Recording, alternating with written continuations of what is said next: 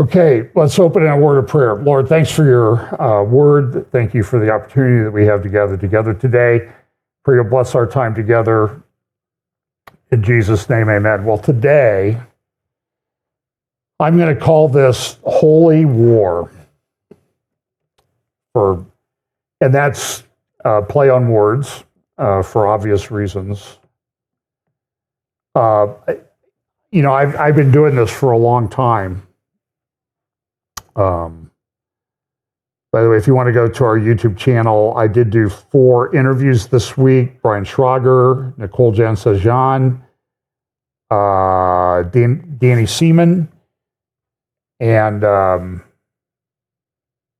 Miri Eisen. So and they're all each about an hour long. But if you want to look at those, they're on our YouTube channel. And again, we'll just remind you to like and subscribe. And I won't even begin to scratch the surface this week as we talk about these things that are going on in the Middle East, the revolution in Syria. Israel appears to have neutralized Hezbollah. Turkey's rising this week. You're going to be, I think, shocked by some of the, well, you shouldn't be shocked if you've been listening to us for a while.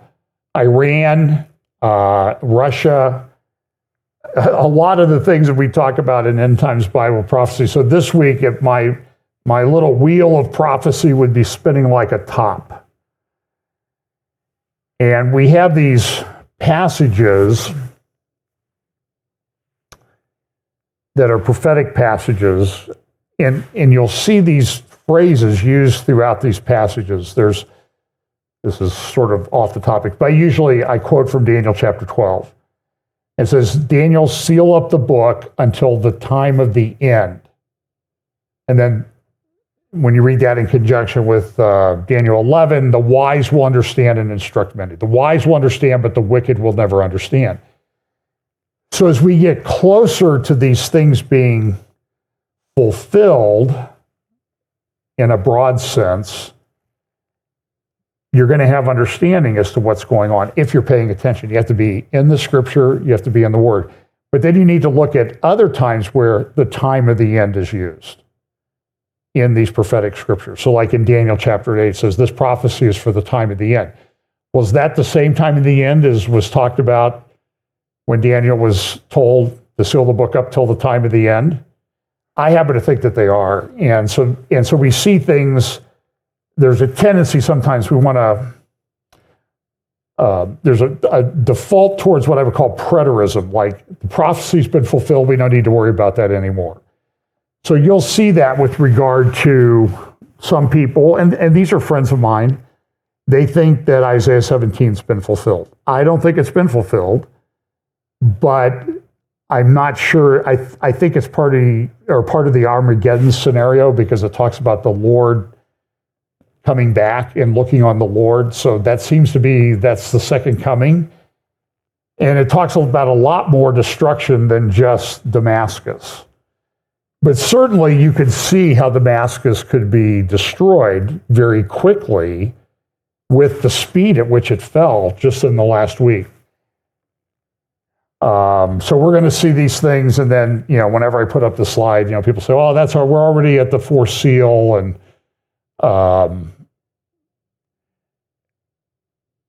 so we'll see. I mean, again, one of these things, prophecy is we're going to look back and say, "Oh, yeah, that was what was being talked about." So Daniel 8, you have Daniel 7, all these things I think are in play. So let's look at some of the things that went on this week.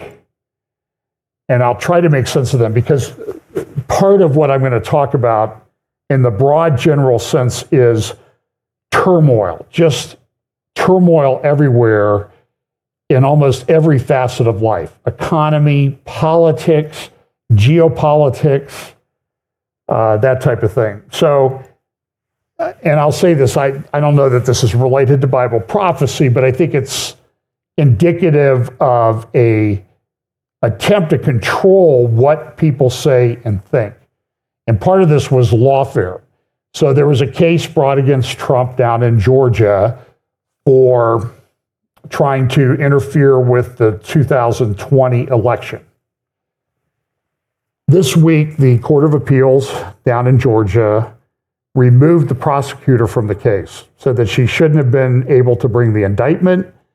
She's engaged in a conflict of interest, improper conduct, so she's out. So now the question is, now they refuse to dismiss the case, but they dismissed the prosecutor who had worked on this case for years, and she can't have anything to do with it, and it probably taints her deputy. So what they're going to have to do, if they're going to do it, continue the case, they're going to have to go through a panel in Georgia and appoint a special prosecutor, and I'm not sure that they're going to do that.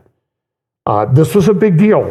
This was a lawfare case brought against now President-elect Trump, and a bunch of people, including his attorneys, that mounted challenges to the 2020 election. Some of them, by the way, have pled guilty to the charges in this case, and I don't think those will be overturned, but that's something we're going to have to wait and see on. So this is a big article in the Wall Street Journal the other day, and you're going to see a lot of these stories coming out over the last weeks of the Biden administration, because they're going to be, people are going to try to well, I didn't participate, I didn't have anything to do with that. You're going to see a lot of things like, oh yeah, everybody knew that Biden was incompetent, and everybody propped him up. And then the question was, who was making all the decisions? Who was signing all the orders? And as he's threatening to do these blanket pardons, some people want to say, is he competent to do the pardons? And that's going to lead to a lot of litigation. The presidential pardon power is pretty broad and pretty absolute. I don't know that, I know everybody wants to do investigations of the people who are involved in a lot of this stuff, and maybe they'll work, maybe they won't. They may be given some kind of grant of immunity by the Supreme Court, by the U.S. courts, as opposed to just a blanket pardon immunity. So just pay attention to that space, because we've got so what's today, 22nd? We got 29 days until Trump is sworn in, a little over 4 weeks. I think you're going to see a lot of things happening over the next 4 weeks. I don't know exactly what. I really don't have much. I might have a reference to drones. I haven't even talked about that. I don't even know what to make of that myself. I watch YouTube channels and that type of thing to see what people are talking about, because part of it's a check on what I talk about, make sure I'm not out there on the crazy fringe. And on the drones thing, people are all over the place. It's aliens, it's not aliens, it's China, it's Iran, everybody's got a theory about it. And it's amazing to me, as someone who's talked on these subjects for a long, long time now, well over a quarter of a century, it's amazing to me that suddenly there are about 1 million geopolitical experts out there. And the interesting thing is nobody agrees with anybody. So it's just the way things are in the prostate community right now. It's a very confusing time. There's a lot of things on the ground. And so here's the headline: White House made adjustments for an aging, diminished Biden. But what were they all saying? He's fine. He's not diminished. He's fully in charge of his faculties. I think I saw a clip of Joe Scarborough from about a year ago saying, he's better than he's ever been. He's more competent and engaged and everything. How's that working out, Joe? Scarborough. So this is Daniel Greenfield. I would recommend that you follow him on X. Sultan Kanish. I love he's Jewish. Sultan Kanish. I think this is just like one of the greatest Twitter handles of all time. He writes at Front Page Magazine. But here's what he said in this tweet the other day. The cover-up of Biden's condition matters less than the question of who was running America.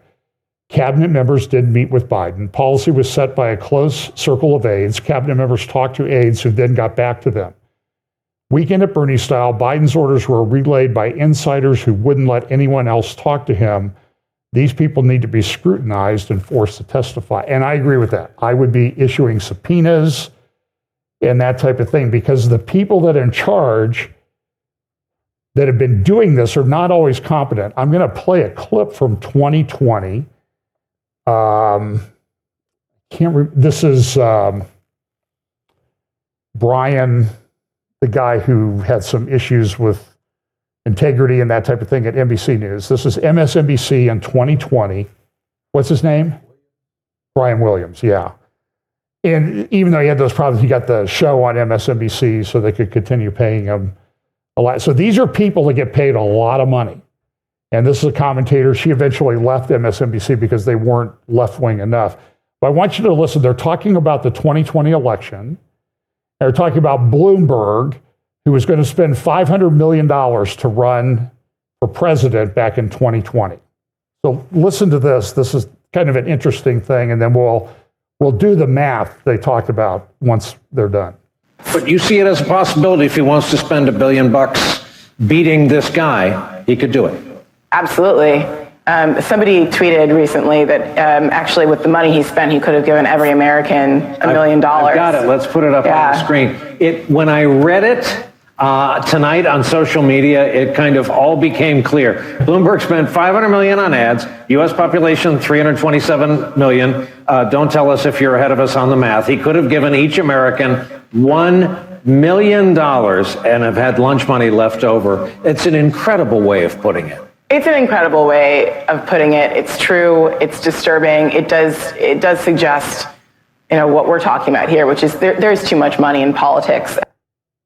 Okay, so there's 327 million people back in 2020, and Bloomberg spends $500 million, and they say he could have given $1 million to each and every American. Now, so like second grade math would not let that go by. And then Brian Williams goes, I read the same tweet. It's amazing. So let's do the math. So you do $500 million. Well, you would do $1 million. You would do $327 million is what you would give but you would have to give 327. Anyway, the number is way in the quadrillions of dollars, which is more than Bloomberg has. And these people have high-paying jobs, which is just absolutely amazing. So I guess you would take 327 million times $1 million. So whatever, add 9 zeros to 327 million. I don't even know what that number is. I know it's way more than quadrillions. So here is the America's farm recession is here. One early response is sending billions to farmers. And they talked in the article, this is the Wall Street Journal yesterday, about farmers are having big trouble. The economy is down, farm prices are down. So you can see the futures prices for commodities have really dropped. They're way down. That's not good for farmers. Farmers have to borrow money, and a lot of them are saying, we can't afford to plant anymore. Well, farmers aren't planting. That sort of causes problems with a lack of food, supply and demand, prices of food go up. And I didn't buy eggs this week. Did anybody buy eggs? I guess they went up to in some places they were like $10 a dozen, like out in California.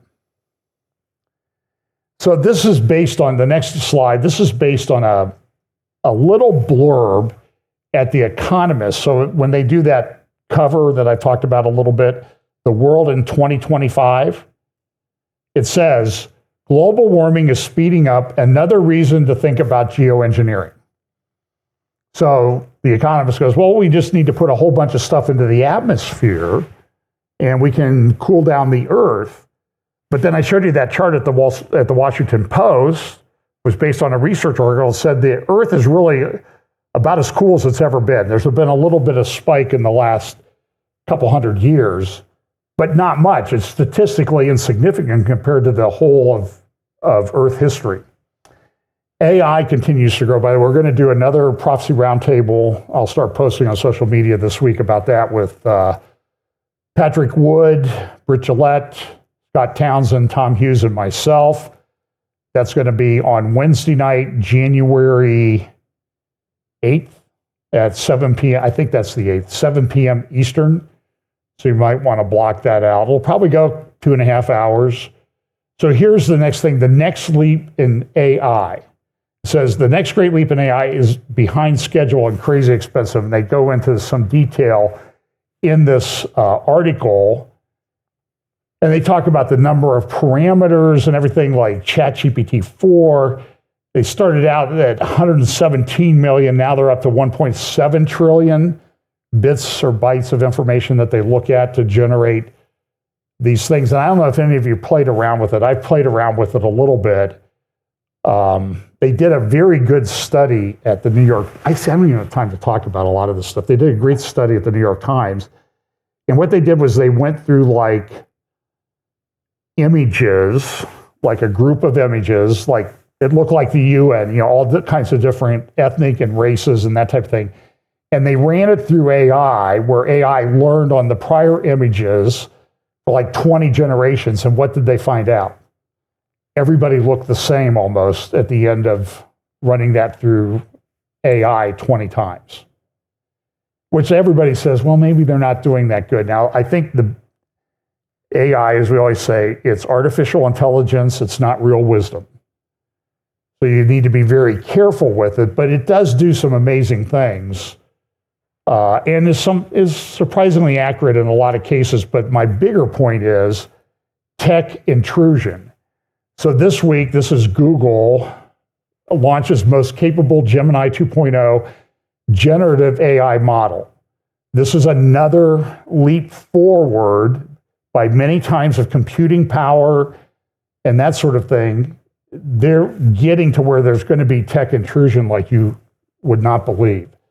It's very concerning. Now, the people at World Economic Forum, the FII Institute in Saudi Arabia, the World Government Summit, and now recently, about 2 weeks ago, they had a thing called the Doha Forum. I think it was about 2 weeks ago, Monday. Tomorrow, it'll be 2 weeks ago tomorrow. And so they had the guy, you're going to see they're talking about algorithms. Now, algorithms are very powerful. Yuval Harari has talked about, the one who controls the algorithms will control the world. And if you get the right algorithm, you can become a very, very wealthy person. So here's the Doha Forum, and I can't remember this guy's name. He's the assistant to Klaus Schwab at the World Economic Forum, which, by the way, is going to be based on AI next month or early February when it happens in Switzerland. So here is the discussion at the Doha Forum about algorithms. I think you were touching on all the important points in your introduction. Both the G2, China and the US, 50% of the global economy, knows that the nation that comes out of this century on top of the new technology will also be the most powerful nation. These are superpowers without superpowers. And I know that the future superpower is Gen AI. And Gen AI, as you alluded to, can be a force for good. It can increase productivity with 10% in the coming decade. That's a lot of prosperity. But I think it's a good idea that the humans are on top of the algorithms and not the algorithms on top of the humans. And what we hope for is that both Beijing and DC will agree on that and at least can create some guardrails and some traffic rules that can make sure that algorithms don't come out of control. Okay, and you remember at the World Government Summit over 2 years ago, Pippa Malmgren said, hey, we need a digital Bill of Rights. And how many of you have gotten your copy of the digital Bill of Rights? Is it buried in your terms of service that you agree to all the time, that are always changing and being updated and probably getting more and more intrusive? And the answer is no. So but they're talking about like, well, we'll put in guardrails. Well, dude, it's been like 2 years we've been talking about this artificial ChatGPT and artificial intelligence and generative AI. and nobody's done anything. And in some places like OpenAI, they fired their safety team, got rid of every single one of them. That's not concerning. Well, here's the Riyadh. They had a big summit in Riyadh recently, Internet Governance Forum in Riyadh, Saudi Arabia. And the interesting thing is you'll see a lot of these oil-rich Gulf countries will be involved in a lot of this technology. Some of my friends are suggesting that some of the 10 beasts, 10 kingdoms that form this final beast empire might be tech companies. I mean, they're incredibly wealthy. The growth in their wealth, I mean, I don't know his stock portfolio, but they said Elon Musk's wealth has doubled since the election. He's now worth over $500 billion, $500 billion. And he always wears a t-shirt. I kind of admire that. But here's the Riyadh Declaration. I'm going to read it for you. They talked about AI and digital identity, digital IDs, and this is what they had to say. Let me go in here. Well, I'll read it from here. In conclusion, we recognize the transformative potential of artificial intelligence, secure digital identities, and online digital safety in building a world that is equitable and accessible to all. By harnessing AI's capabilities, fostering globally recognized digital ID systems, and strengthening digital safety frameworks and initiatives, we aim to empower marginalized communities, enhance international cooperation, and address the pressing challenges of our time. And somebody should send that through AI and say, what do they mean when they're saying it's a word salad? Therefore, we recognize that our principles mark a pivotal step towards benefiting from the transformative potential of artificial intelligence and building a more inclusive, equitable, and sustainable digital future. At the same time, we emphasize the importance of fostering the development of a standardized, secure digital ID systems that empower individuals and enable businesses to operate across borders with ease. Finally, we emphasize the importance of promoting international cooperation to ensure digital safety. Yeah, right. So this week, maybe it was 2 weeks ago, about Google came out and said they had made a big leap in quantum computing. Now, I don't profess to understand quantum computing. Quantum physics and that type of thing is a little complicated. The saying I always heard is that quantum physics are only understood by PhD physics people and 2-year-olds who can kind of grasp things just appearing, But so Google announced Willow. This is a chip quantum system that they've developed. So here's this is going to be kind of geeky, but listen towards the end, it'll get a little bit understanding. They've developed a leap in quantum processing power. One of the problems in quantum computing has been that you get a lot of errors, and they're correcting those now.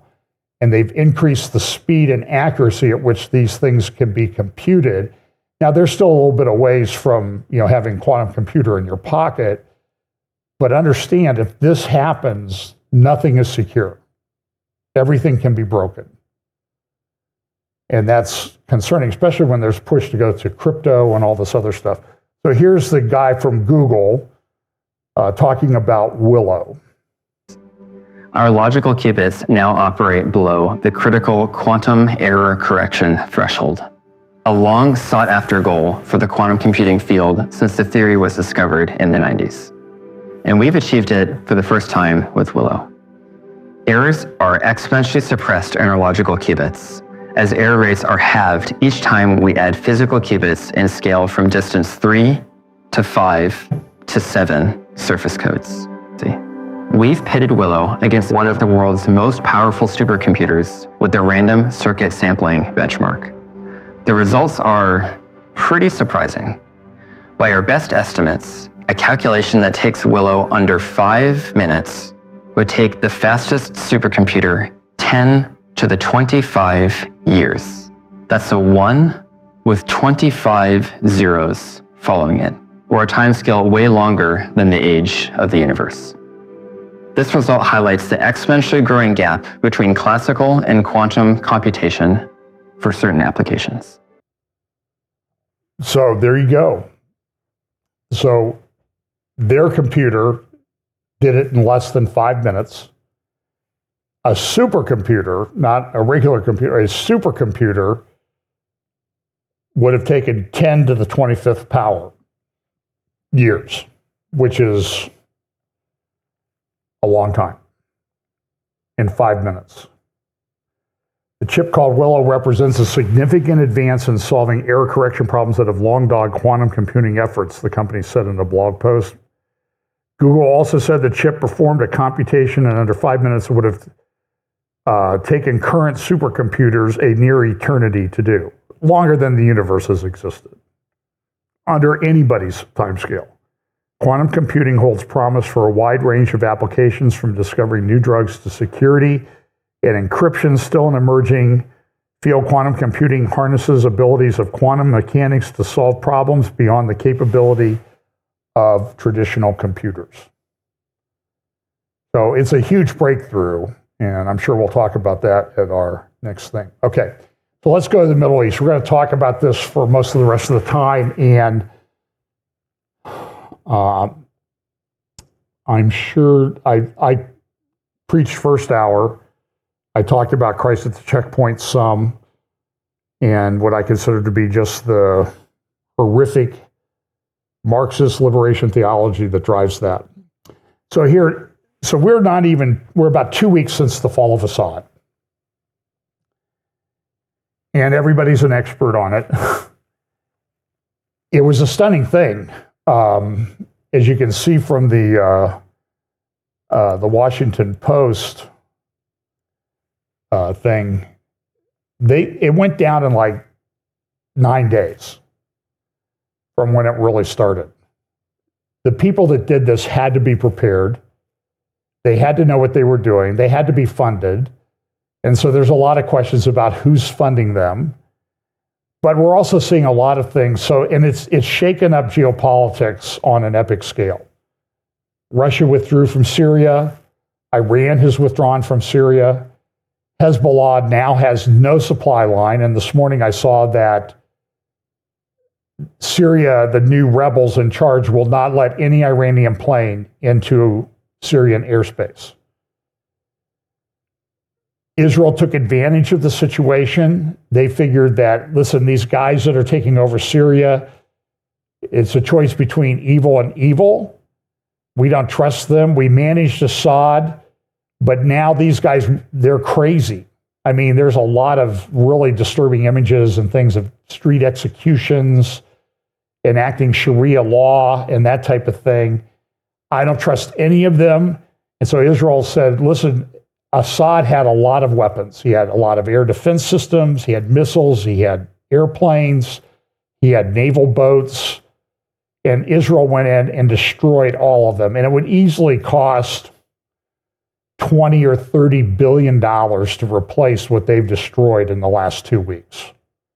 They just said, we're not going to let those rebels, we're not attacking the rebels, but we're not going to give them the leftovers. Now, how would Israel have learned to do that? Well, maybe Israel watched what happened when the United States withdrew from Afghanistan and left everything behind. What, $80 billion worth of weapons? And by the way, where are all those weapons today? And did any of those weapons make their way to the Al-Qaeda affiliated rebel groups in Syria to allow them to take over Syria in 9 days, 8 or 9 days? I don't know. I don't know. I'm just saying things have a way of disappearing from one place and appearing another. And when people are motivated, they're going to do that. So this is from the New York Times today. desperation and betrayal in the final days of the Assad dynasty. This al-Jilani, appears to be, he might be Saudi-born. He is lived in the Golan Heights. He took his name as al-Jilani because he was from the Golan Heights, but now he's changed his name to something else. We just had a power surge. I'm going to ask our guys, did we lose our internet?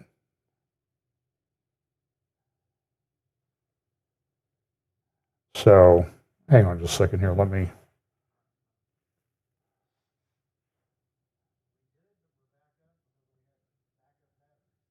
Okay, so we're good to go? Okay. Have you guys at home live around here? You've been having power surges lately? We've been having about 1 or 2 a week. And they're just like a second. And then, of course, you got to reboot everything. If you could bring the projectors back up.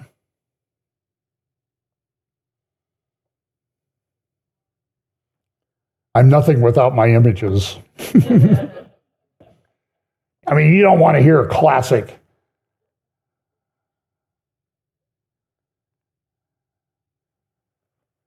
This is what's known as a pregnant pause. Well, I'll just go through my slides and we'll get. Oh. Well, who's in charge of that?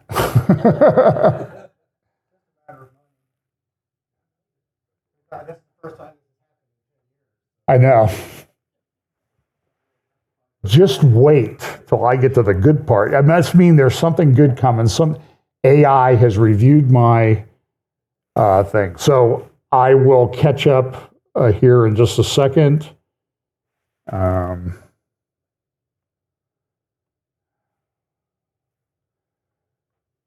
So the rebel leader in charge, he's vowed that they're not going to put Islamic law into place. I don't believe him. I'll be honest with you. He's a jihadi, taqiyya, deception in his religion, in warfare, and that type of thing is well accepted. Here's a short interview of him with the BBC. You'll hear the translation. They went to Damascus. They interviewed him in Assad's palace. When I interviewed Miri Eisen, this guy, if you look at the historical pictures of him, he's remade himself every time. And in one of the videos I saw, they went to Assad's private quarters in the palace in Damascus, and he had his own barber chair.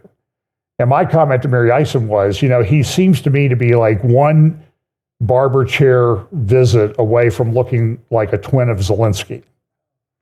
Because he keeps shaving his beard shorter and shorter. So here's a quick interview on the BBC with al-Jilani. The de facto leader of Syria, Ahmed al-Sharaa, chose to do the interview in the presidential palace built by the Assads. He told me he wasn't surprised that the old regime collapsed so quickly.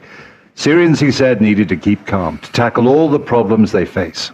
You've made a lot of promises. You said that you'll respect the mosaic of different sectarian groups here in Syria, minorities as well. Are you going to keep those promises? المجتمع السوري يعيش مع بعضه. The Syrian population has lived together for thousands of years. We're going to discuss all of it. We're going to have dialogue and make sure everyone is represented. The old regime always played on sectarian divisions, but we won't. We were welcomed in all the big cities by all the sects. I think the revolution can contain everybody. So this isn't going to be some kind of a caliphate, or you're not going to make Syria into a country like Afghanistan, because you know that there are people who say that maybe you want to behave like the Taliban. There are many differences between Syria and the Taliban. The way we govern is different. Afghanistan is a tribal community. Syria is completely different. The people just don't think in the same way. The Syrian government and the ruling system will be in line with Syria's history and culture. So the culture of Syria includes rights for women, it includes education for women, it includes tolerance for people drinking alcohol. Is that all acceptable to you? بالنسبة لتعليم المرأة بالتأكيد يعني نحن When it comes to women's education, of course, we've had universities in Idlib for more than 8 years. I think the percentage of women in universities is more than 60%. And alcohol? الكثير من المسائل لا يحق لي أنا. There are many things I just don't have the right to talk about because they are legal issues. There will be a Syrian committee of legal experts to write a constitution. They will decide, and any ruler or president will have to follow the law. سوريا من أهالي سوريا يعني. Let's talk about wider issues that you face. First of all, this country is broken. There is massive amount of destruction. The economy is destroyed. There are huge debts. How do you begin to start dealing with all of that when the country's under sanctions and when major powers around the world and the United Nations say that you are the leader of a terrorist group? أولا تصنيف هذا هو تصنيف سياسي يعني. That's a political classification. We haven't committed any crimes that justify calling us a terrorist group. In the last 14 years, we haven't targeted any civilians or civilian areas or civilian targets. Okay, a lot of people will disagree with that. So look, this is what the map of Syria looked like on December 7th. So here we are about 2 weeks later. The Assad controlled that region. They came down. They came from the south to the north. They came from the north to the south. They met in Damascus. They've taken over that whole area. And so now they're just two little areas around the Russian bases in Latakia, the air base south of Latakia, and the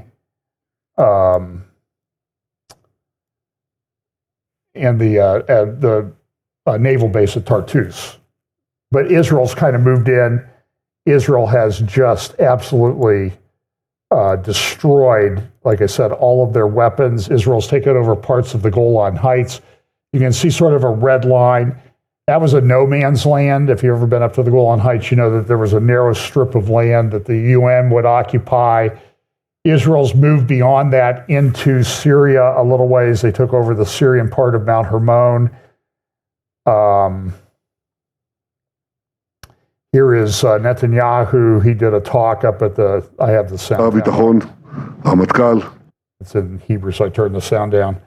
And he went up to the Golan this week. He said, I was up here, I think he said in the 73 war, 51 years ago, and it's good to come back. And we're not going to give this up until we feel secure. We have no intention to go further into Syria. But now you have the Druze villages that are up there in that area are saying, hey, we want to be part of Israel. And now the Druze are going to meet with Jolani. I think Jolani would like as many people to stay in Syria as he can because he'll need the tax revenues, especially because of other things. And so, all the magazines this week, what's going to happen? How are we going to handle this? Khomeini, he's involved. He gave a speech the other day. And when he gave the speech the other day, he seemed he didn't seem real upbeat. He seemed concerned about what things are going to happen. And they've lost all of their proxies. Now, this morning he was saying, well, we don't rely on proxies. If there's a war to be fought, we'll fight it. And that's not what the Iranians, the Iranians have always said, we will fight wars to the last dead Lebanese, or the last dead Syrian, or the last dead Hamas. They've never really gotten their people involved. And there's a lot of internal unrest. So Khomeini gave a number of speeches this week. If you really want to waste your time, I guess go listen to this. So this is what he said. I do not intend to analyze the situation in Syria. Others do the analysis, but today I intend to clarify and illustrate. By clarification, I mean conveying what has occurred and what perhaps is being deliberately concealed based on what we see and understand. By illustration, I mean to outline during today's remarks our own situation, our movement, the dynamics of the region, and the future of the region as we comprehend it. This is the essence and summary of the points I will present today. And so you'll see all these really bold jihadis. Boy, they sure sound very conventional when you get down to it. So as I said, he must have given 2 or 3 speeches. Now, and if you look at his website, clarification of today's situation, you'll see that, let me blow that up, why Iran isn't present in Syria now in 2024 and its government has collapsed. And he says, well, the weakness of the Syrian army, making the presence of our forces illogical. Why would we stay there if Assad's not going to fight for himself? And that's essentially what the Russians have said also.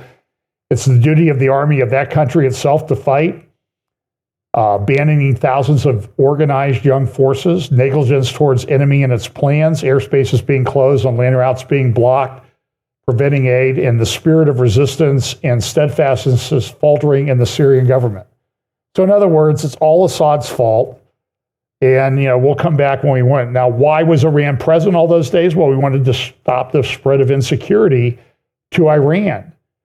And then they put up this to protect the sanctity of the holy sanctuaries in Iraq and Syria, because Shia holy places are very important to them. And so you can look at this a little bit later, and he goes on, he also put up this thing, what will be the future of the resistance front?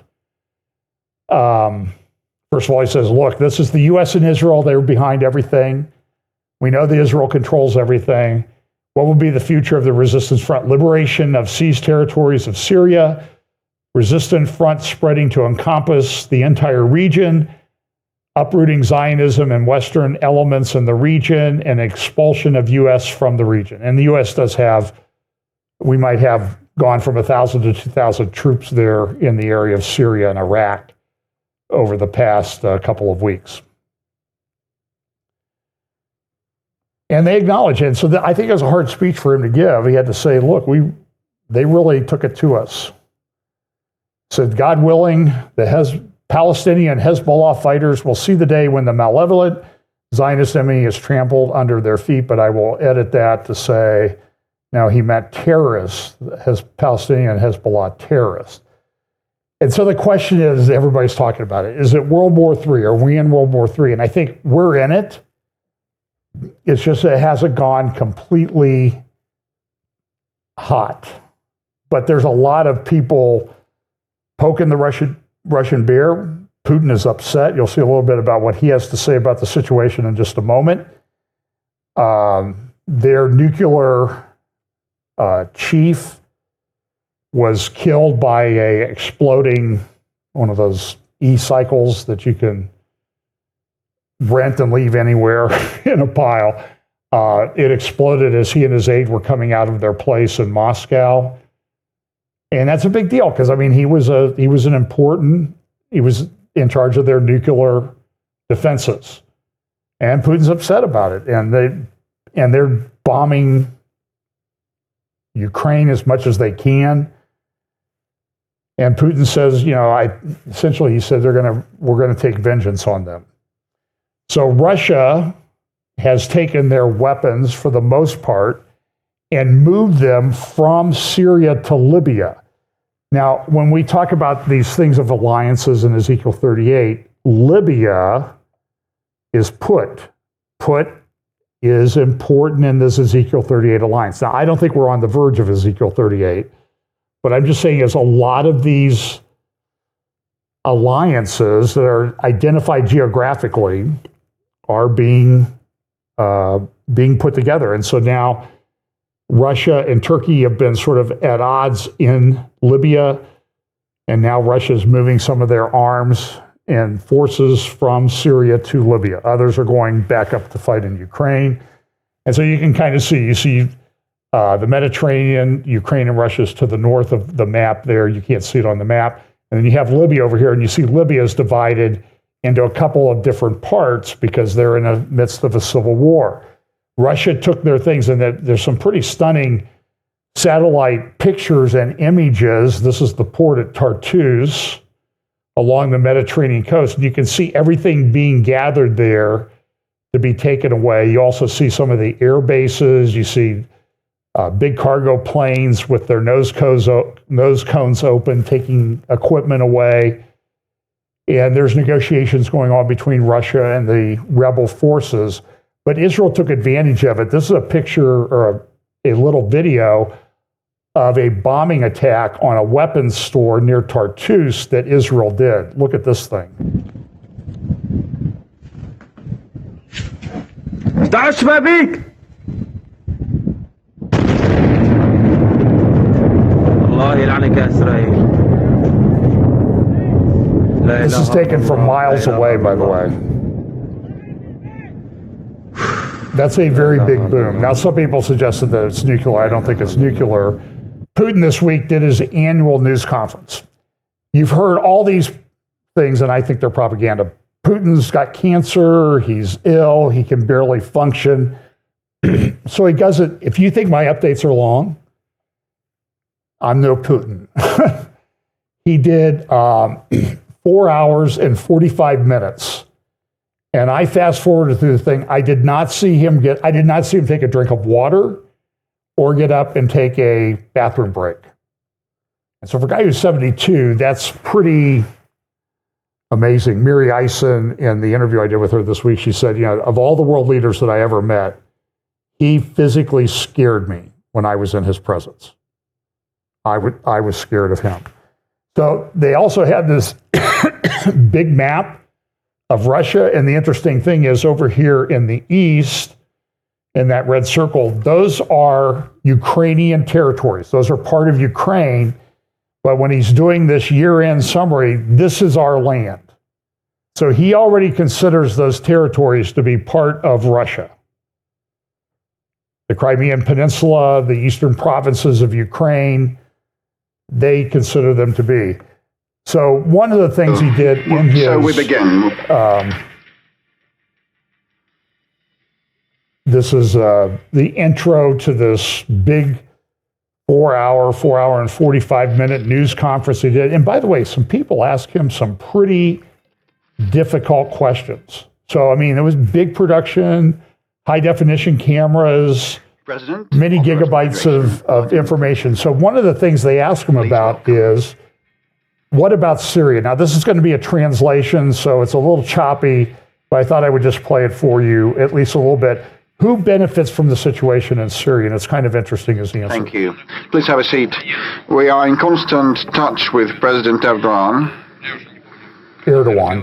Well, I cannot remember the exact date when we talked last time, but we definitely also talked the situation in the region, in the Middle East, and the attitude of President Erdogan and Turkey to the Middle East developments is well known, and our position on Lebanon and Palestine also. So I'll summarize for it, since I don't want to waste time. He said, we believe in a two-state solution, that there has to be, that's what the UN wants, that's what we want, so we think there should be a Palestinian state. He also said, though, looking at it objectively, the country that benefits the most from the situation in Syria right now is Israel. And I think it's a pretty objective analysis. Hezbollah's lost its supply lines. Israel's taken out a lot of Hezbollah. I'll talk about that in just a moment. Iran is withdrawn, Russia's withdrawn, and the rebels are indicating they may just be practical. We're not going to go against Israel because they would obliterate us, because we don't have an air force anymore. Israel has an air force, air defenses, and that sort of thing. So we're not going to take them on. But Israel objectively benefits the most. So we're looking at the situation. But he also mentioned that there's a lot of discussion going on between him and Erdogan in Turkey. And I suspect that there are secret agreements that Russia and Turkey have entered into about what happens if Assad falls. What are we going to do? How are we going to handle the situation? And how are we going to act with regard to each other? But I don't know. Nobody knows what those are because they're secret. Foreign Affairs has a big article, Putin's Point of No Return, how an unchecked Russia will challenge the West. And Russia's still a powerful military. They don't have a huge economy. They're having some economic problems, and they're bogged down in Ukraine. As I've said, I think eventually they win. I don't know how that will be negotiated. And in the press conference, he even talked about having discussions with President Trump. And it's kind of an interesting thing because Trump doesn't get sworn in for another 4 weeks, but everybody's acting like he's the president in many respects because there's no one there right now. That's the honest truth. This is from the Wall Street Journal that, Russia is going after some of their Soviet era stockpiles to fight the war in Ukraine. They've lost 8,000 tanks in Ukraine. And it takes a while to manufacture all that stuff. And so, the more missiles they use there, they can't use missiles elsewhere. Now, Russia has some pretty powerful stuff. And you wonder, though, how much of it's real and how much of it is hype. And the answer is you don't know that until they use it. And if you've guessed wrong, you're in big, big trouble. So it's not something that everybody should just take lightly. For example, one of the things that appears that the rebels were able to take over is this Podlet K1, the sophisticated radar system that works with the S-300 and S-400 air defenses. But the Syrians didn't like, at least the rebels didn't like the Russians, as the Russians are withdrawing their military equipment, taking it over to the ports and the air base to get out of Syria. Here are the Syrian rebels, and what do you see them doing? They're throwing their shoes at the Russian military. Now, in the Middle East, that's a very, very big insult. You remember when the guy in the press conference, George Bush 43, was doing in Iraq, and he took off his shoe and threw it at the president? That just wasn't throwing your shoe at the president. That was a complete, utter sign of disrespect. And so you see them doing this with the Russian military. Assad has moved on to Russia. There's a lot of controversy about how he got out and that type of thing. It appears that Russia told him you need to get out. They got him out through the bases, but he may have gone with his family still in Syria. They later got out. His brother's there. His wife is there. He took a couple $2 billion with him to Russia. So if he's living in exile in Russia, he can have a pretty good lifestyle. The word is that his wife has filed for divorce.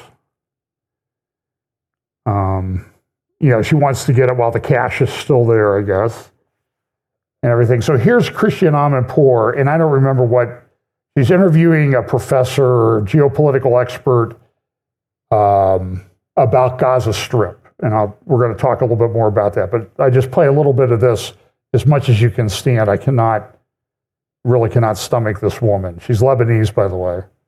So I spoke to you early on in this war when the word genocide was beginning to bubble up. And you had a clear, description then that it had not yet reached that level. I'm going to ask you again later in the interview, but I want to first ask you, what did you find this trip in Israel? Because it was a while since you'd been there, and I wonder how the war is beginning to percolate and be taken, be sort of absorbed by people there. Yeah, so I went to Israel for the first time after the war broke out in June, and now I went again. I just came back this morning. And I would say that the difference is that when I was there in June, there was huge reluctance to even have Gaza mentioned.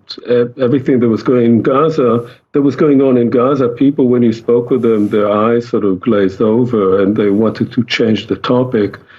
And now I think there is more awareness of the tremendous devastation that has gone on there. But it does not seem, apart from in some very limited groups, it does not seem to have any effect on how people actually respond to that. So the knowledge has, as you said, has percolated. There have been many reports. So he's a professor of Holocaust and genocide studies at Brown University. So look, this is an indication. I listened to this guy. He doesn't know what he's talking about. He doesn't like Israel. He doesn't like Jews. And it should tell you that if you're paying to send your kids to Brown University, you should ask for a refund and get out. You'll probably get a better education at a local community college than you will at Brown University. They're woke and everything. So this week, the D8 met in, Egypt. These were a bunch of guys that came together. Erdogan, there's a guy to Erdogan's right, your left, from Malaysia. You have El-Sisi from Egypt. You have Abbas. You have the Iranian foreign minister. The Iranian president was also there. Investing in youth and supporting SMEs, shaping tomorrow's economy. 11th summit of the Organization of the Developing 8 Countries, the D8, that's where they get the D8 from, for economic cooperation. And by the way, the guy at Malaysia, he got up to do a speech, and I wasn't able to pull the video clip out in time for today. He gets up and he's really a big supporter of Palestine, the Palestinian narrative, the Palestinian state. So he gets up to speak, and as he's speaking, Erdogan gets up and his whole delegation gets up and walks out of the room. Now, I'm not sure why that was. It was just sort of it's clearly a diplomatic slam against this guy. And Malaysia's been very anti-Israel for a long time. Remember, they used to have that older guy who was like in his 90s. He was still the president or prime minister, and he was a virulent anti-Semite. So Erdogan gave a speech. Of course, they always have these great big tables and everything. And so this is part of what Erdogan had to say. Important events are taking place in our region and the world. And you need to listen to Erdogan. Look, we can argue about who's all involved in these end-time alliances. One that's not, Persia and Turkey are unmistakably there. So the leader of Turkey, if he's changing, I had a conversation with Chuck Missler 16 years ago. And I said, what do I look for in End Times Bible prophecy? And he said, watch Turkey. I remember that very, very well, sitting there at dinner. It was me and Chuck and Bill Koenig. And so I've watched Turkey ever since. So Erdogan said this in Egypt, in Cairo. The Syrian people need unity, solidarity, compromise, and the rapid recovery of their war-torn country. As their neighbors and brothers, we are trying to contribute to ensuring stability in Syria during this difficult period. So the other thing you need to do is you almost need like an interpreter to say, what is Erdogan really saying? And it's like, I was behind it all. I'm going to get it worked out. Just listen to what I have to say. But in the meantime, I'm going to put on this facade that, oh, wow, this happened in Syria. We can't really believe this. Our most sincere expectation is to build a Syria free of terrorism where all religious, sectarian, and ethnic groups live side by side in peace. Right. So he met with everybody. Here he is with El-Sisi.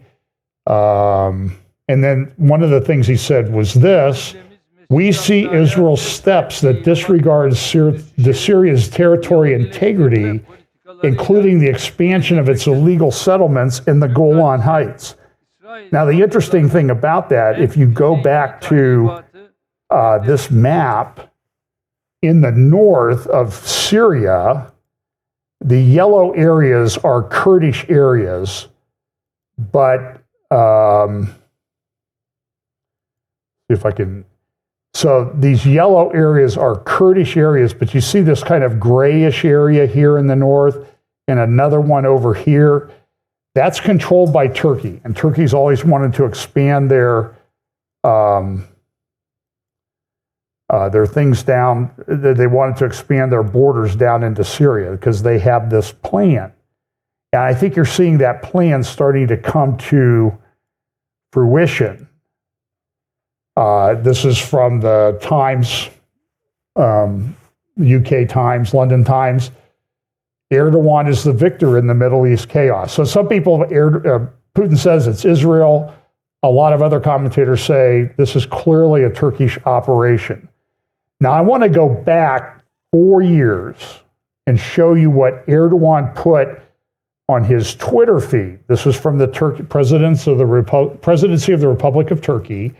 We consider it honor on behalf of our country and nation to express the rights of the oppressed Palestinian people on every platform with whom we have lived for centuries. Although, if somebody's talking about them at the conference that I'm at, I'm going to get up and leave the room. But he put this up back in 2020, 4 years ago, Jerusalem is our city. And then this was in the Jerusalem Post saying that we paved the way. Turkey negotiated the fall of Assad with Russia, Iran, Turkish foreign minister said in an interview, which is kind of interesting. So Richard Kemp writing over at the Telegraph, Turkey is seeking domination of Syria. Why does Israel get the blame? Everybody wants to blame Israel. And the anti-Israel people will say something like, look, nobody's attacking Israel. They must be behind it all. They must have funded these jihadis. They're the ones who did this because nobody's attacking them. Well, there's a practical reason for that. If they attacked Israel directly, they would get obliterated. Look at what's happened over the last few months. So here's this interview at NT. Fırsat bilip toprak kazanmaya mı çalışıyor? Nedir İsrail'in amacı? İsrail yani Ruslar ve İranlılarla görüşmelerimiz işte o hafta o bir hafta bunun özeti. Onlar artık anladılar. Yani bizlerle İran Dışişleri Bakanı geldi sonra Doha'da hem Ruslarla hem İranlarla bir araya geldik. Well, anyway, so he's saying in this interview on Turkish television, we talked with the Russians, we talked with the Iranians, we worked it all out. We were all part of a plan. And this is the map that Turkey's been using for a long time. And you see how Syria keeps getting covered over by more red. That's Erdogan's plan. That's what he's trying to do. Wall Street Journal the other day, collision between Turkey and Israel looms. And it's true. Something's going to happen, and I'm going to show you a clip from Erdogan's speech yesterday, maybe Friday, at a AKP, that's his party, meeting. He gave Putin's doing 4.5-hour press conferences, Erdogan speaking an hour, 35 minutes to an hour every day or twice a day. And so there is a big battle coming between Israel and Turkey. We know this from Bible prophecy, and it appears that geopolitics is putting this out. And then the Financial Times, Netanyahu and Erdogan are vying for the strongman title. And it's kind of an interesting thing there, you know, that you see the map there and they're fighting over Syria. Great graphic in the Financial Times yesterday. So, hang on a second, I'm going to do something here, see if I can get rid of that. Okay. Oh, this is drones in the UK. So I want you to go back. Remember, he said Jerusalem is our city in a tweet 4 years ago. Remember in 2017 when Trump said, I'm moving the U.S. Embassy to Jerusalem. He had the big organization of Islamic countries, you know, the 57 countries. They came to Istanbul. They all gave speeches. And in Yeni Sefek, one of Erdogan's mouthpieces, I've used this graphic a lot. You know, we always talk about Ezekiel 38, 39. I'm like, well, nobody really believes that that's going to happen in our day and age, right? Well, Erdogan does. I mean, this is the graphic his mouthpiece paper put up. And what do you see? You see a sea of green Islamic countries attacking Israel. Seems like you ought to believe what he says. So then he also gave a speech. This was on Friday. Oh, this was kind of interesting. Erdogan, Turkey is greater than Turkey itself. As a nation, we cannot limit our vision to 782,000 square kilometers. Then who asked, what is Turkey doing in Libya, Syria, or Somalia? May fail to comprehend this vision. In other words, if you don't understand, you're not paying attention.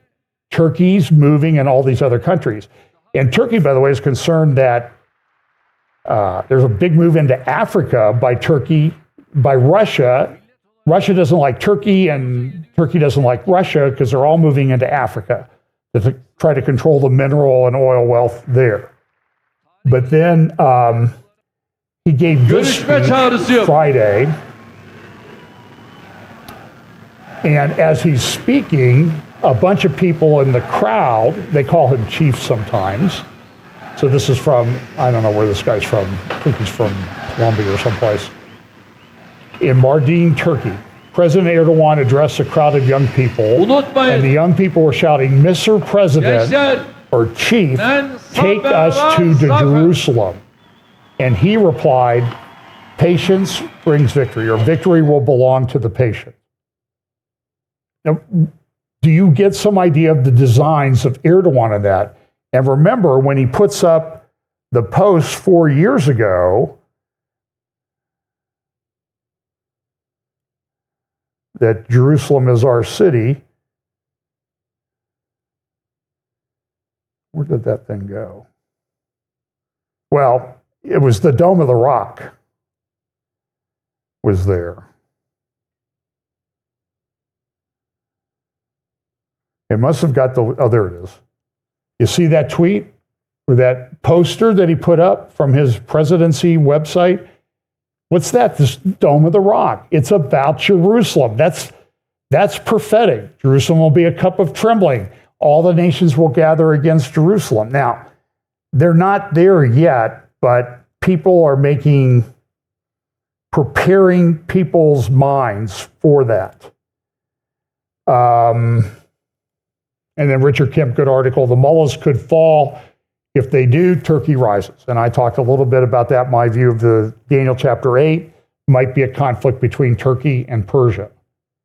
Now, if they do it the way Turkey, the Ottoman Empire used to do it, they'll let Persians run their own business, but they'll still be subservient. It's very much like the Roman Empire. Now, we had this attack in Germany at a Christmas market.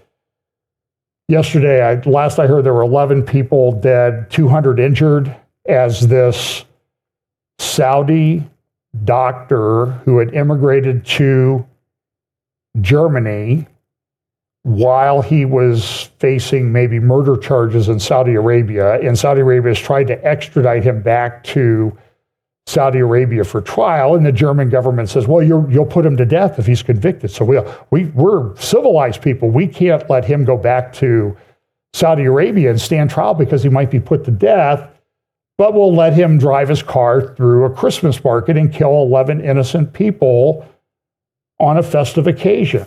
And I'm telling you, the propaganda on this is just absolutely unbelievable. But it's interesting the way that some of the mainstream media, so this is Daily Mail, car drives into Christmas market in German city. I guess it was an AI-driven car. You know, it was one of those Tesla, Uber things. At least 2 dead and 60 injured after car plows into German Christmas market. And so the narrative is, well, it's the car that did it. Now, Jerusalem Post, I think this is the one on the right, got it right. Car ramming kills at least 2, because in Israel, they know about car rammings. They happen all the time. I've walked through places where there have been car rammings.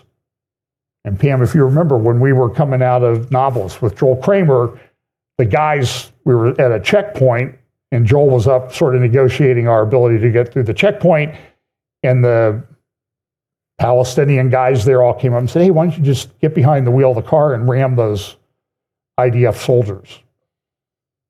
So they were following the Iranian model. Okay, they're going to have their terrorism done by the last dead American that we happen to see.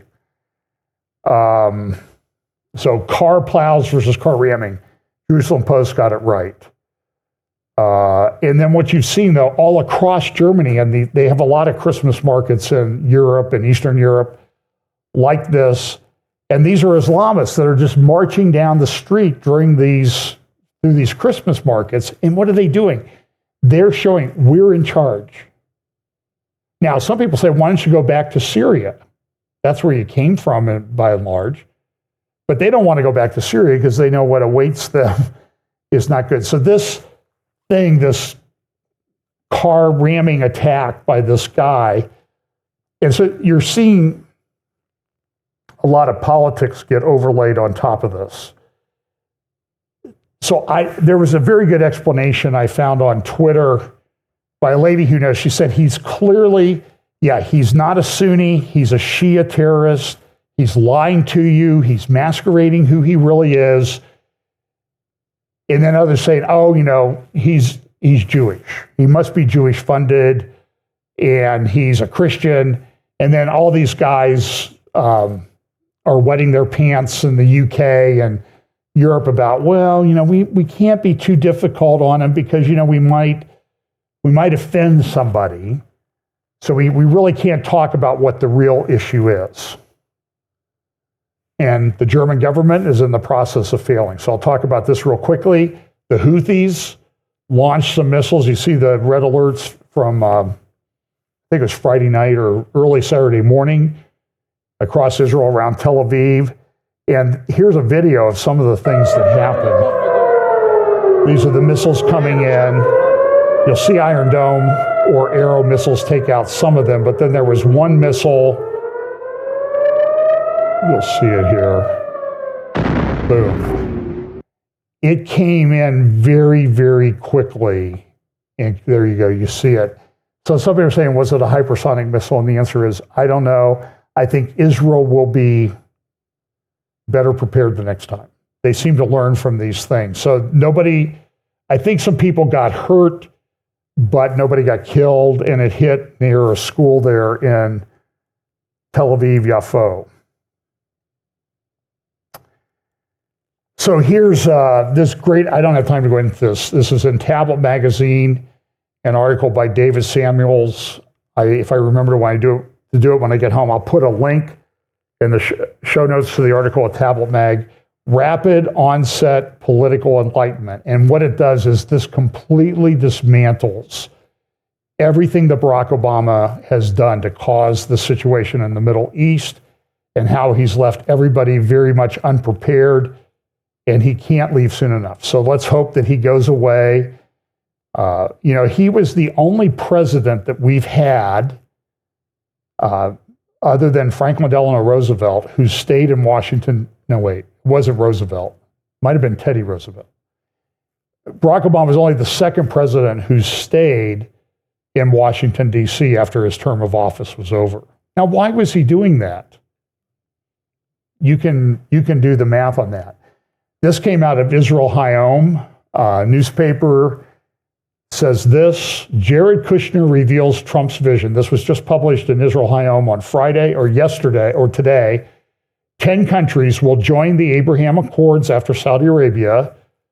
10 countries ought to kind of ring some bells with you. In a comprehensive interview, Trump's former senior advisor reveals that Pakistan and Indonesia are among the countries expected to join the peace agreements. I told the Biden administration that an agreement with Saudi Arabia could be reached within 3 to 6 months.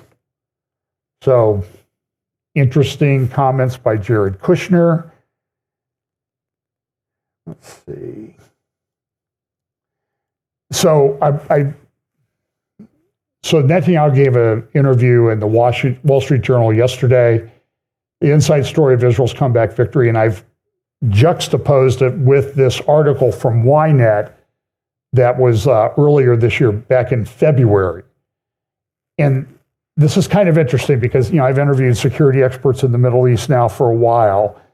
When this whole thing started, this was comes from a magazine, this is what they expected to get from Hezbollah. 3,000 rockets a day for 3 weeks, the collapse of the missile defense system, bombed Air Force bases, disabled power plants and water facilities, occupied settlements, mass killings, and civil chaos in the central cities. That's what almost all the security experts were saying, that this was going to happen. Hezbollah was going to do that. It was very capable. It was Iran's most capable proxy in terms of supplies and numbers and preparation. They've been preparing this for 40 years, by and large. And so there was a release, the Institute on Counterterrorism at Reichman University, and about 100 experts contributed to it. A comprehensive report revealed for the first time outlines in chilling detail what will happen on the home front and at the front in the campaign against Hezbollah. They called it the scenario. And so they had a lot of graphics there, and they talked about the deadliest war of all, incessant missile fire, the north is under attack, Iron Dome collapses, infrastructure-oriented cyber attacks, without electricity, water in Ben Gurion Airport, missiles for Air Force bases, missiles will be landing on Air Force bases. And so that we've had this collapse of the Syrian project, that's my Photoshop deal on the chess piece for Syria. Then, of course, you got the Hezbollah with the turban on fire. I thought that was kind of, I shouldn't have to beg for praise, you know. My wife's going, oh, brother. And then, of course, my Hamas with the Palestinian Kafir on it. So it's Israel's advance. Abbas was meeting with the International Court of Justice. The government in Canada may be falling apart. They may be headed to elections. David Weinberg has a great article Friday at the Jerusalem Post about what's going on in Canada. And we have friends up there, and the anti-Semitism up there is off the charts. I mean, doctors are leaving places in Ontario because the anti-Semitism is Jewish doctors. Jewish patients don't want to go to non-Jewish doctors because they don't think they're getting treated right or listened to because they're Jewish. It's a big problem. And anti-Semitism is rising. So I'm going to play, I put up a thing with Mark Sutherland a week ago on Mark's YouTube channel or Rumble channel, YouTube channel. And we said that we thought Candace Owens was an anti-Semite. So I'm going to play a few minutes of a couple clips of hers. And I want you decide. Because I have people say, I don't see anything that she says that's anti-Semitic. And I'm like, really? Listen to this. This is Candace on Piers Morgan. So I actually didn't watch that interview, so I haven't seen it in its full context, and I try never to weigh in on clips because there'll be something I'm missing, and then everybody screams at me. But what I will say is this. The larger discussion that's happening right now is whether or not having survived a Holocaust gives you the permission to commit a Holocaust. And for whatever reason, people have been, what I would say, milking the Holocaust narrative in the same way that Black Americans were milking the slavery narrative and essentially saying, like, we lived through this and we survived this. And so now nobody can say that anything we do is wrong. And that's the big issue today, is that we have so many people that will not recognize that it is totally feasible that a Jewish person, and I'm speaking here about Bibi Netanyahu, could do something as horrific as what was done to the Jews throughout World War II or throughout history. But is that an accurate comparison? I'll tell you why I say that. As we know, I mean, whatever Dan Bilzerian wants people to believe, 6 million Jews were killed in the Holocaust. Another 6 million people were murdered by Hitler and the Nazis. The numbers of people being killed in Gaza are, in my view, have gone way beyond what is acceptable as a response to October the 7th. However, you're still talking about, at the moment, a death toll of under 50,000. There's no comparison in the amount of dead people compared to the Holocaust. So do you understand why? But it is a Holocaust, what's happening. Well, is it though? Yes. So, I think language is really important. I think language is really important as well, and that's people why say Holocaust, genocide, I think what's happening is a Holocaust. The burning bodies of the children that I'm seeing every day, and we spoke about this a little bit on my show, but I have recognized that the ability to see this stuff every day has transformed my opinion. Maybe the numbers wouldn't have gotten so high if people had spoken up when it was happening at the very beginning during World War II. And so I want to use my platform to say that I believe that they are intentionally executing a Holocaust. I think Bibi Netanyahu, there's tons of evidence, and obviously the Western media is not reporting on this, but the corruption trials that are going on with Bibi Netanyahu pertaining to October 7th and him editing the transcripts and the prior knowledge that he knew is now becoming extremely pertinent. It is a question as to whether or not he allowed the attacks to take place, essentially to then be able to go in and to commit this Holocaust against the Palestinians. Now, based on everything that I've looked into and stuff that I had not seen before, because the Western media doesn't cover it, Bibi Netanyahu caught off camera speaking about how he had no... Okay, I have to stop that. She does not know what she's talking about. She is a narcissistic ignoramus. You can quote me. And she's anti-Semitic. She makes this thing, well, you know, if you were part of the Holocaust, you're not allowed to go commit a Holocaust. It's not a Holocaust. It's not a genocide. And by the way, Bibi Netanyahu is on trial right now. When I was in Israel 2 years ago, he was facing certain charges.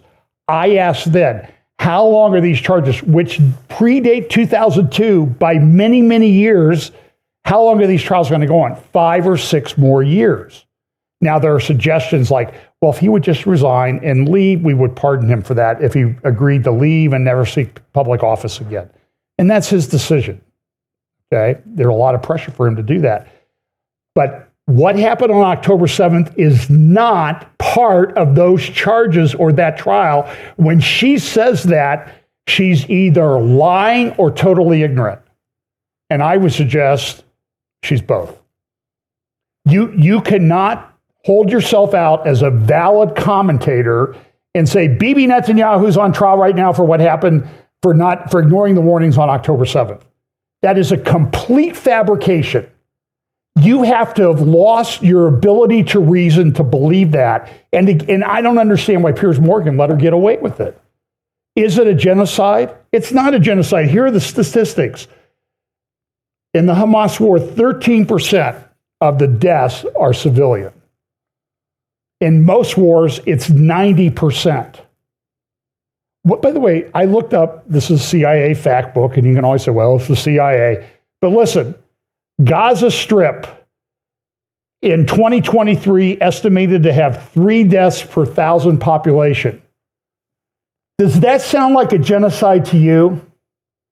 In 2024 estimate, it's gone down to 2.9. Well, that must be awful compared to the rest of the world. There are 235 countries or political entities on the CIA fact book death rate list. I looked it up. Gaza is 232 out of 235. Now, wait a minute.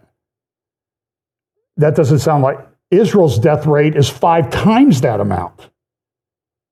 They're in the top 40 in the world. Now I'll say, well, they're not counting all this baloney.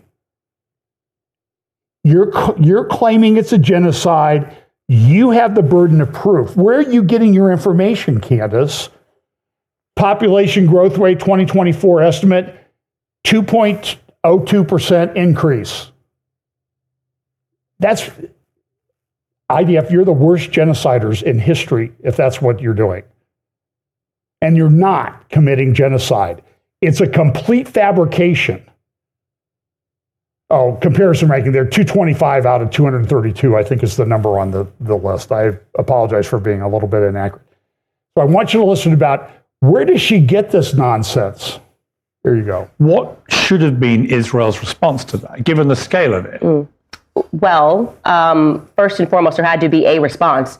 And we know that the IDF is very capable of a surgical tactical response because they've done it over the years plenty of times in which they're able to take out terrorists. We just watched them execute a beeper attack and hit out Hamas terrorists. So this Which I think is a very relevant point, because if they could do that to 3,000 Hezbollah terrorists, why couldn't they be as precise with Hamas? Because they don't want to be. They want to level it because they want to take it over. And I believe, and you can see this, by the way, in the videos of the settlers dancing. I mean, why do they have settlers already ready? That does not seem strange that this quickly you already have settlers that are going in and taking over the territory, and you're hanging, children's toys. Well, what should Israel have done, though? What would they should have just taken out the Hamas terrorists. How do you do that when they're embedded amongst civilians? Listen, I'm not an IDF minister, but what I can say.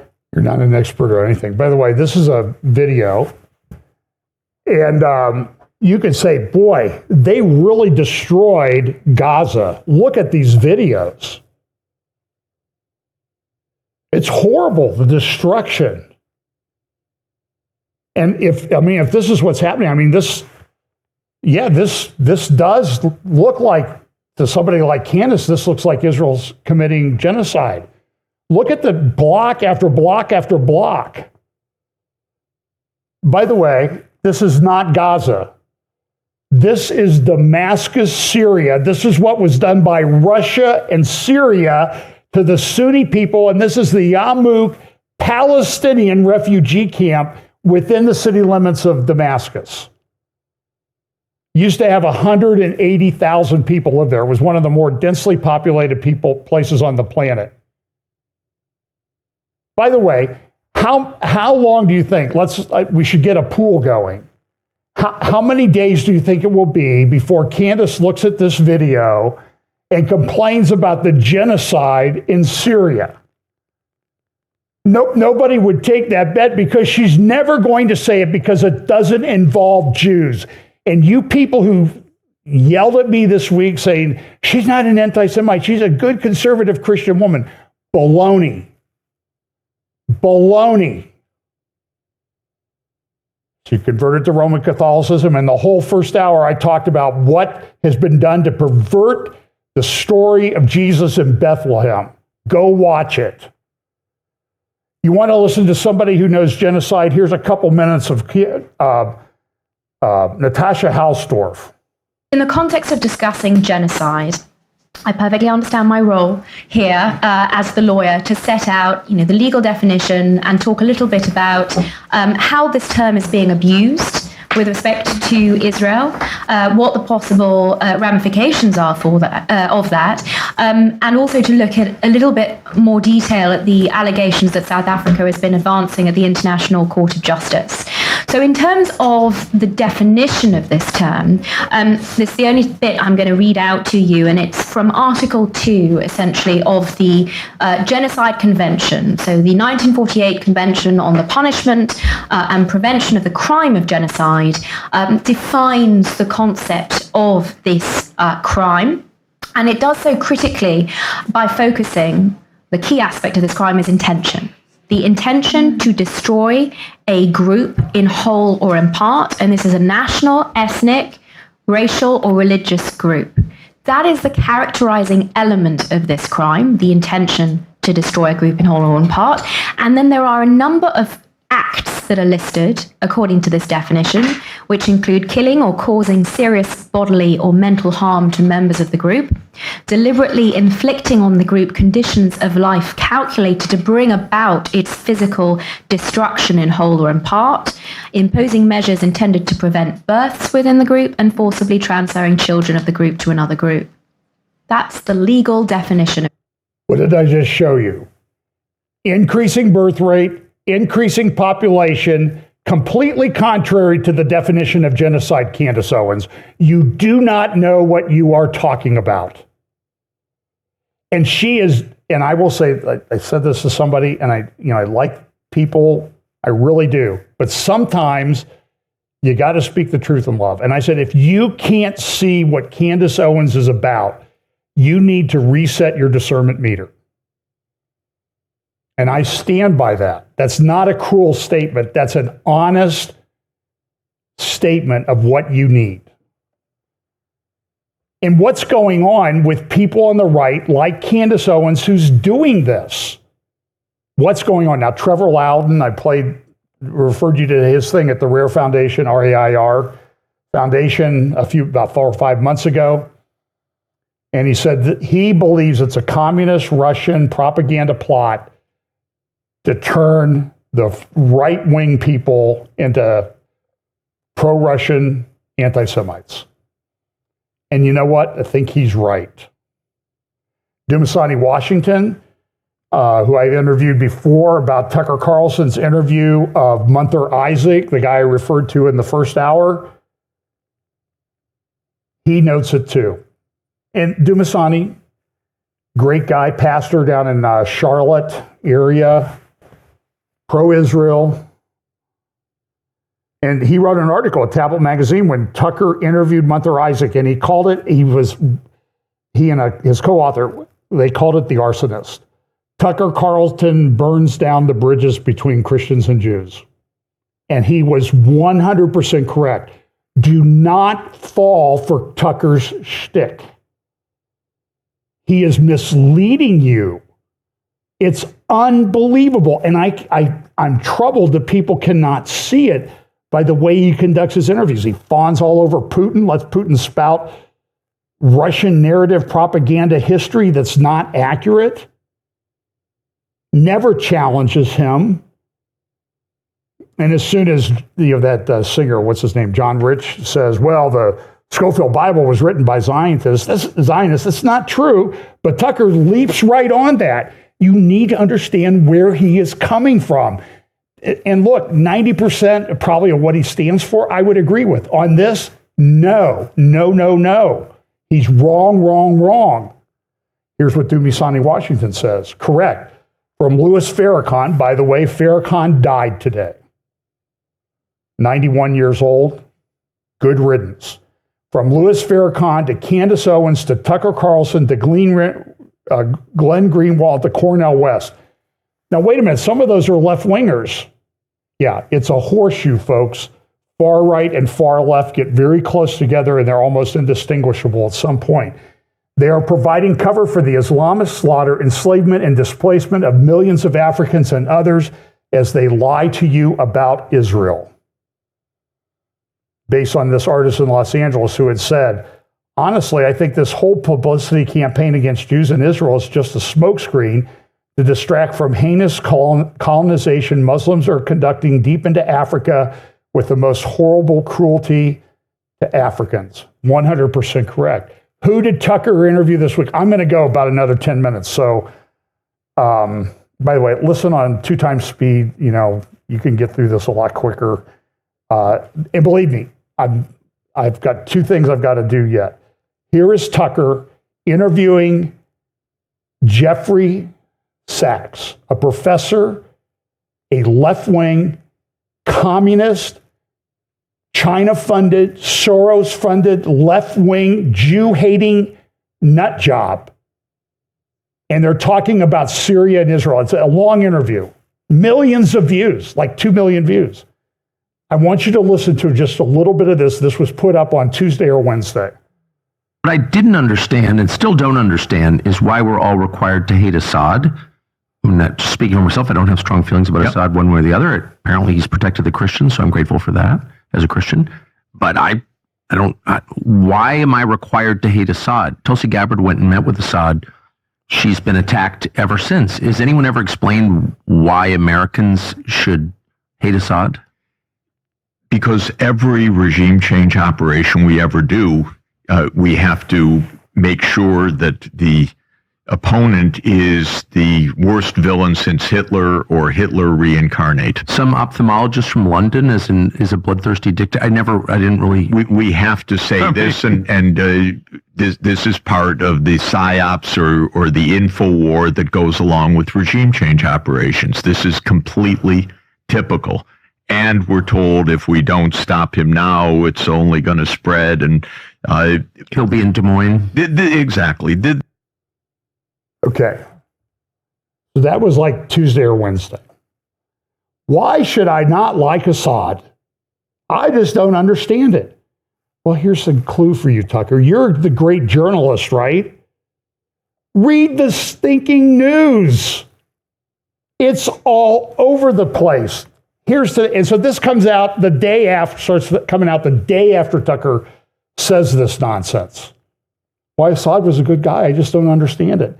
Jeffrey Sachs, oh yeah, we did the regime change. And then we just turn around and call people Hitler. No, Candace Owens calls Bibi Netanyahu Hitler. Get your facts straight, Dr. Sachs. I think he's an Ivy League guy too.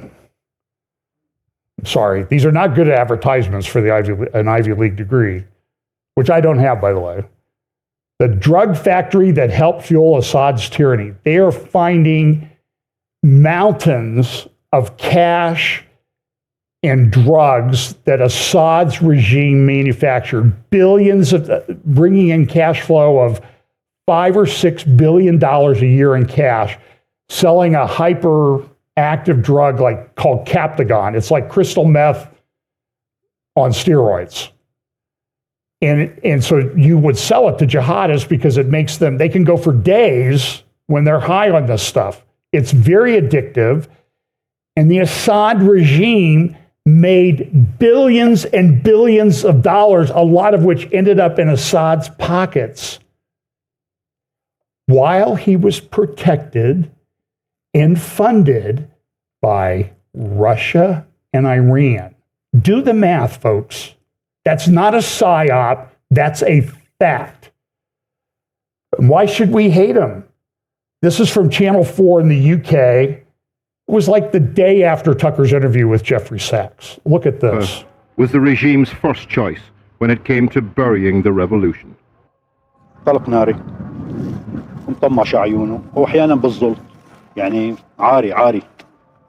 Around half the city made up of Assad soldiers and their families, so it afforded the regime near complete silence from the rest of the population about what happened here, Syria, until now. Others have reported remotely on the existence of the biggest mass grave in the 21st century using satellite imagery. So we had that and GPS coordinates. 2012. حفروا هونيك بالتركس حفروهم بالتركس صار يجيبوهم من الباب هون ينزلوهم would bring them to the door, take them out and bury them ولد here. وشرب يعني Who? People that Assad's henchmen had killed. لأنه إذا Women and children. The prisons they're finding are full of rape rooms, acid vats to dissolve bodies, and bone and presses to crush bodies to dust. This is where they were buried. This one graveyard, if you watch it, so go to Channel 4 News, you can find it on YouTube very easily and watch the whole thing. They're estimating in this one graveyard, 150 to 250,000 people are buried. This was the first plot between two headstones. Within that year, half the cemetery became an unmarked grave. From here to over there. صوروا الاتجاهات من هون التل العالي يعني هاي الطول شي 20 meters long. جابوا تركس They حفروها brought diggers in to dig the ground, then they brought the corpses. بعدين ردموها A while after they covered the bodies, the smell would emerge. سلتت التربة The laborers would have to come back to cover the graves so the smell So fades. this site was sort of ground zero when it comes to the mass graves all around here. So let's start here. How many people do you think are buried underneath this patch of ground? طبعا نحن يعني بتتوقع على حسب عداد المرات اللي جابوا فيها كم نقله جابوا يعني جابوا برادين 3 10 20 اذا كل مثلا 10 برادات كل براد فيها So they 20 30 bring 600 to 900 bodies at a time. توقع بس ممنوع تشوف نحن وقت اللي جابوهم Back In at the mayor's Assad's office, we prisons, meet by the way, Mahmoud al-Sabah. you were not allowed He to was the say your driver name. for a more senior local official. In Assad's prison, you were not allowed to say your name. So now people who've been in these prisons for 25, 30 years, who are you? I don't know. I don't remember. I think I might have been from here.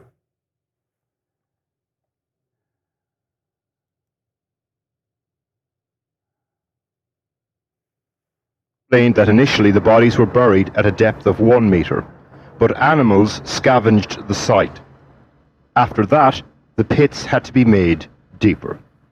بعدين صاروا يسووه على 3 امتار عرفت شلون يحطوه؟ لا مثلا يعني ما عاد تبين جثث. There are reports that the number of people buried here is much higher than 150,000. But either way, that is a sizable proportion of the entire number of Syrian people disappeared under Assad's regime. And I simply don't know what else to say, really, about this place. I think they go on to interview Except somebody this. whose uncle disappeared. We Here never is found the him. true size of this mass grave.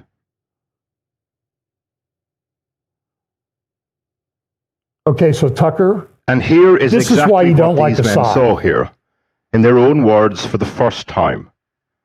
Hard to hear, but needs saying. يعني شفت مرة سيدة واحدة لابسة saw a بيجامة woman, she رياضة was قالوا wearing عنها لعبة sports جمباز. clothes. They said she was a Syrian. gymnast. She was Syrian. دفنوها لأنه لفتت نظري إنه عم They buried her ينزلوا. here. I noticed she was كانت still in her بعد gym اللباسة clothes. طلبوا الأطفائية من الطائفة الجثث من كتر ما متجمدة صايرة هيك They had to كتلة call the واحدة fire brigade أكثر من because over 100 100 bodies were frozen together. They tried to pull the bodies apart, but they couldn't. The fire brigade thawed out the bodies until the ice melted. Then they were able to pull the bodies apart in order to bury them. No notification of next of kin or anything. This guy, he comes and he's like, my uncle. But I live with the hope that maybe he wasn't part of this, but I know he was. But I have to live with this little teeny tiny percent of a percent that maybe he was not. How do you take DNA samples for the many families still looking for their loved ones? Even mine. And my uncle could be underneath my feet right now. My friends could be, and so many others. A few years ago, the regime moved some bodies from here after Moaz's work and others exposed what was happening. Mass graves don't distinguish between people, that's the point. But this is not one big canvas, one single image. It literally belies the sanctity and individuality of every person buried here. And for their loved ones, this is holy ground. Parker Bryan with that special.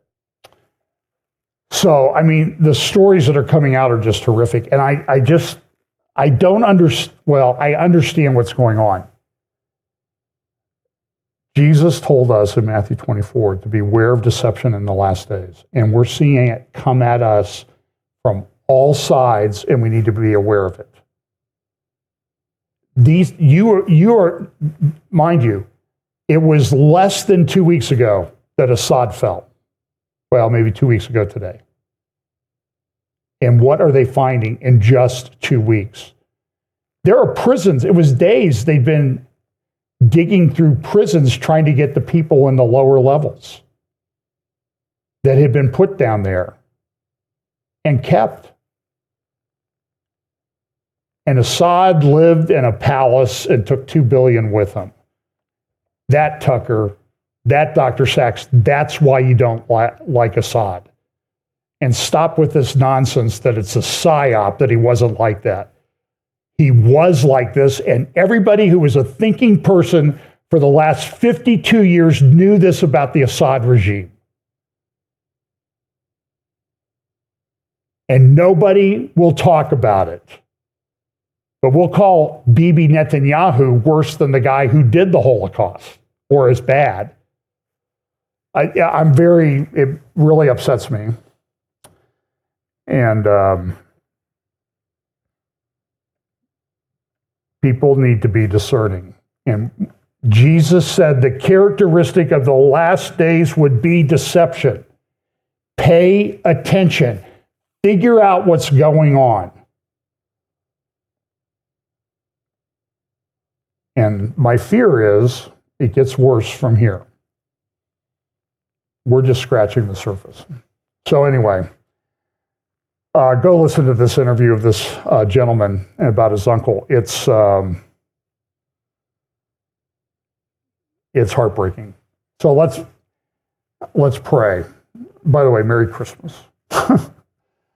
Tough times, and you need to prepare your heart and mind that you're going to see more of this. So let's pray. Lord, we're so grateful that you gave us warnings that echo more, resonate more than they ever have. And Lord, I just pray that you will help all of us to have the discernment to dig through this deception that's coming at us from many different angles.